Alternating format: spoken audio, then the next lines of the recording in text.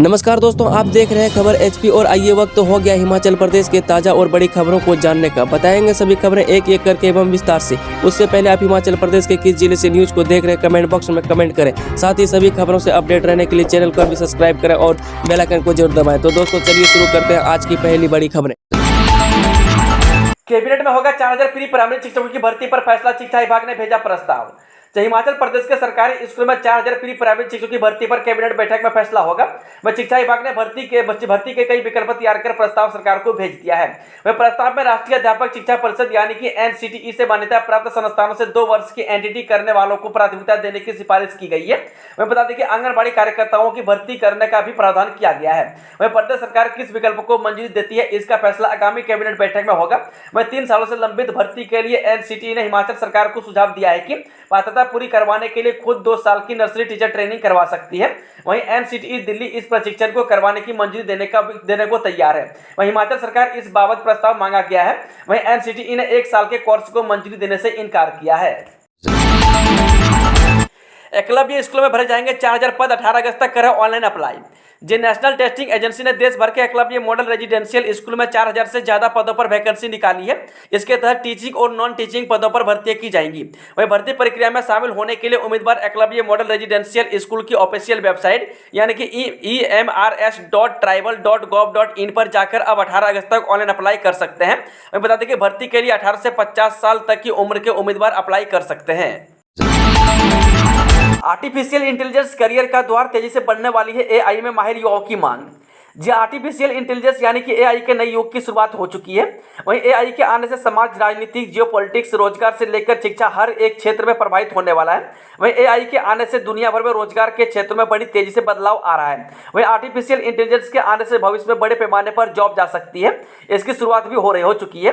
हालांकि उसी के समानांतर दुनिया भर में बड़े पैमाने पर नई नौकरियां भी आने वाली है। ऐसे में समय के इस बदलते परिवेश के साथ आपका बदलना बहुत जरूरी है। अगर आप नहीं बदलते हैं तो ऐसे में निकट भविष्य में आपको कई तरह की आर्थिक दिक्कतों का सामना करना पड़ सकता है। वह बताते हैं कि आर्टिफिशियल इंटेलिजेंस यानी कि AI का फील्ड अभी काफी नया है, लेकिन यह बहुत तेजी से ग्रो कर रहा है। वैकेशनल शिक्षकों को रेगुलर करने के लिए स्टडी किया जाएगा हरियाणा मॉडल।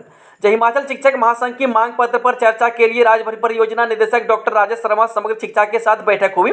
इस बैठक में शिक्षा विभाग से जुड़े 2 प्रमुख मामलों पर सहमति बनी। वह बैठक वैकेशनल शिक्षकों के नियमितीकरण को लेकर चर्चा हुई, जिसके बाद यह निर्णय लिया गया है कि वैकेशनल शिक्षकों के नियमितीकरण के लिए हरियाणा का मॉडल स्टडी किया जाएगा। वहीं महासंघ द्वारा NTT भर्ती को शीघ्र शुरू किए जाने की भी मांग की गई। वह समग्र शिक्षा निदेशक ने महासंघ के पदाधिकारियों से चर्चा के दौरान कहा कि नई शिक्षा नीति के अनुसार प्री प्राइमरी शिक्षकों की मान्यता प्राप्त संस्थानों से 2 वर्ष का NTT डिप्लोमा जरूरी है। वहीं प्रदेश में 2 वर्ष का डिप्लोमा की योग्यता रखने वाले NTT प्रशिक्षकों की जल्द भर्ती शुरू की जाएगी। इसके साथ ही प्रदेश के सभी डाइट में वर्ष 2024 से NTT का 2 वर्षीय डिप्लोमा शुरू किया जाएगा। आंदोलन रोकने का आखिरी प्रयास विफल, OPS पर फंसी बिजली कर्मियों और प्रबंधन की वार्ता बेनतीजा। जब बिजली बोर्ड कर्मचारियों के संघर्ष को रोकने का आखिरी प्रयास कामयाब नहीं हो पाया है। वहीं गुरुवार से प्रस्तावित आंदोलन से ठीक पहले प्रबंधन वर्ग और कर्मचारियों के बीच हुई बैठक बेनतीजा रही है। वहीं बैठक खत्म होने के बाद कर्मचारियों के संयुक्त मोर्चा ने आंदोलन से पीछे न हटने का फैसला किया। वहीं दरअसल इस बैठक में संयुक्त मोर्चा की तरफ से संयोजक लोकेश ठाकुर ने कर्मचारियों के मुद्दों को निदेशक मंडल के समक्ष रखा। इसमें उन्होंने ओल्ड पेंशन बहाल करने के अलावा बैठक में बिजली बोर्ड से चंबा जिला की 4 छोटी परियोजनाओं को पावर निगम को हस्तांतरित किया गया है। उन्होंने इन परियोजनाओं को वापस लेने की बात कही है। उन्होंने कहा कि परियोजनाओं को जर्मन कंपनी से फंडिंग का बिजली बोर्ड का करार हुआ है। इसमें 550 करोड़ रुपए का अनुदान है, लेकिन यह कंपनी पावर निगम को फंडिंग नहीं करेगा। मंडी में मजदूर संगठनों ने मोदी सरकार के खिलाफ किया प्रदर्शन, शहर में रैली निकाल लगाए नारे। केंद्र की मोदी सरकार की मजदूर व जनविरोधी नीतियों के खिलाफ आज देशव्यापी संयुक्त ट्रेड यूनियनों के आह्वान पर मंडी में रैली निकाली और शहरी मंच पर धरना प्रदर्शन किया। इस दौरान सीटू के जिला प्रधान भूपेंद्र सिंह ने कहा कि केंद्र की मोदी सरकार की नव उदारवादी व पूंजीपति परस्त नीतियों के कारण बेरोजगारी, गरीबी, असमानता व रोजी रोटी का संकट बढ़ रहा है। 24 घंटे में 2 हादसों से हिल गई राजधानी शिमला, 4 लोगों की गई जान, पति पत्नी भी शामिल। हिमाचल प्रदेश की राजधानी शिमला में 24 घंटे में 2 अलग अलग एक्सीडेंट होने के मामले सामने आए हैं, जिसमें 4 लोगों की मौत हो गई है। आज सुबह करीब 8 बजे एक ट्रक अनियंत्रित होकर पिकअप पर पलट गया। वह हादसे में 2 लोगों की मौत हो गई, जबकि कई लोग घायल हो गए हैं। वहीं कड़ी मशक्कत के बाद घायलों को क्षतिग्रस्त वाहनों से निकाला गया और अस्पताल में भर्ती कराया गया है। फिर से टमाटर का स्वाद ले सकेगा आम आदमी, गिरने लगे दाम, 80 रुपये किलो पहुंचा भाव।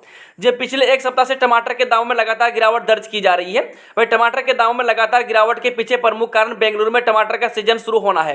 वही बुधवार को सोलन सब्जी मंडी में रहे दामों के आंकड़ों पर नजर दौड़ाई जाए तो एक सप्ताह पहले की तुलना में करीब 2000 रुपये प्रति क्रेट गिरावट आई है। वही बुधवार को टमाटर का अधिकतम मूल्य 8700 रुपये प्रति क्विंटल रहा, जबकि औसतन मूल्य 6200 रुपये प्रति क्विंटल रहा। बता दें कि न्यूनतम मूल्य 2500 रुपये प्रति क्विंटल रहा है। हिमाचल को आपदा राहत के 315 में से 189 करोड़ जारी, 2 साल बाद केंद्र सरकार ने जारी किया शेयर। जो भारी बरसात और बाढ़ की आपदा से लड़ रहे हिमाचल के लिए एक अच्छी खबर आई है। वहीं भारत सरकार ने मुख्यमंत्री सुखविंदर सिंह सुक्खू के आग्रह के बाद वर्ष 2020-21 का लंबित आपदा शेयर जारी कर दिया है। हालांकि कुल 315 करोड़ की राशि में से भारत सरकार ने 189 करोड़ रुपये ही एनडीआरएफ से रिलीज किए हैं। यह राशि वर्ष 2020 एवं 2021 में आई आपदा अर्थात बाढ़, लैंडस्लाइड, क्लाउड बर्स्ट के बदले जारी की गई थी, लेकिन महालेखाकार ने वाउचर चेक करने के नाम पर इसे होल्ड करवा दिया था। वहीं मुख्यमंत्री सुखविंदर सुक्खू हाल ही में दिल्ली दौरे पर गए थे और प्रधानमंत्री नरेंद्र मोदी तथा केंद्रीय गृह मंत्री अमित शाह से मिले थे। वहीं दोनों से मुलाकात के दौरान पिछले वर्षों का यह रुका हुआ पैसा जारी करने का आग्रह सीएम ने किया था। वह नई बात यह है कि राज्य सरकार यह धनराशि खर्च कर चुकी थी, लेकिन भारत सरकार से यह मिली नहीं थी। वहीं अब जाकर यह पैसा आया है। इससे पहले भारत सरकार वर्तमान वर्ष का हिमाचल का शेयर भी जारी कर चुकी है। हिमाचल के कई भागों में 2 दिन भारी बारिश का अलर्ट, 13 अगस्त से रफ्तार पकड़ सकता है मानसून। जो हिमाचल प्रदेश के कई भागों में 2 दिन भारी बारिश का येलो अलर्ट जारी किया गया है। वहीं बीते 24 घंटों के दौरान प्रदेश में मानसून कमजोर रहा। वहीं राजधानी शिमला में बुधवार शाम को बादल बरसे। वहीं प्रदेश के अन्य क्षेत्र में मौसम साफ रहा। वहीं मौसम विज्ञान केंद्र शिमला ने 10 व 13 अगस्त को कई जगह भारी बारिश का येलो अलर्ट जारी किया है। वहीं 11 और 12 अगस्त को मौसम मिला जुला बने रहने की संभावना है।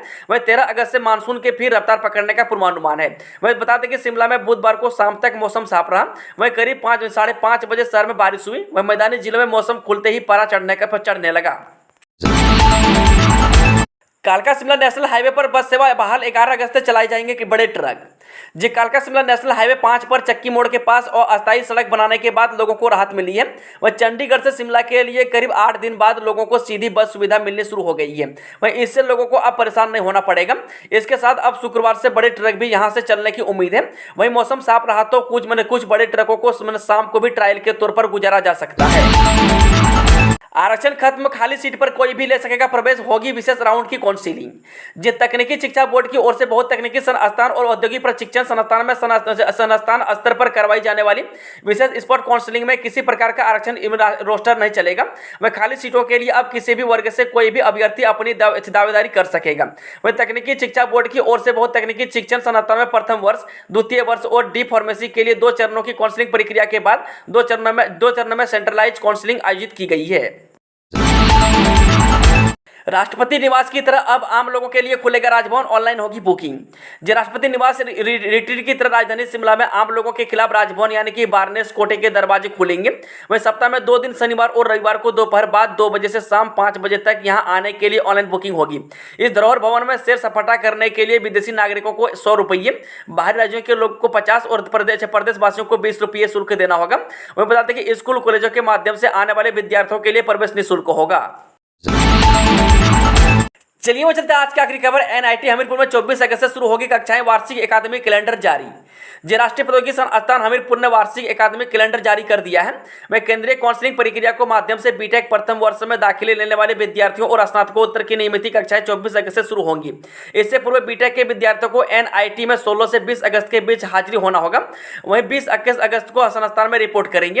वहीं 15 से 16 अगस्त तक संस्थान के शुल्क का भुगतान किया जा सकता है। वहीं बता दें कि नियमित कक्षाएं शुरू करने से पूर्व बीटेक और स्नातकोत्तर कक्षाओं के विद्यार्थियों के लिए 22 और 23 अगस्त को संस्थान परिसर के भीतर ओरिएंटर प्रोग्राम का आयोजन किया जाएगा। वहीं 16 से 21 अक्टूबर के बीच मध्य सेमेस्टर परीक्षाएं होंगी। वहीं 13 दिसंबर को कक्षाएं समाप्त होंगी। वहीं 14 से 16 दिसंबर के बीच प्रैक्टिकल, 18 दिसंबर से 23 दिसंबर के बीच थ्योरी परीक्षाएं चलेंगी। वहीं 3 जनवरी 2024 को परीक्षा परिणाम घोषित होंगे। दोस्तों आज की खबरों का सिलसिला समाप्त होता है। जानकारी पसंद आई तो वीडियो को लाइक, शेयर, चैनल को सब्सक्राइब जरूर करें।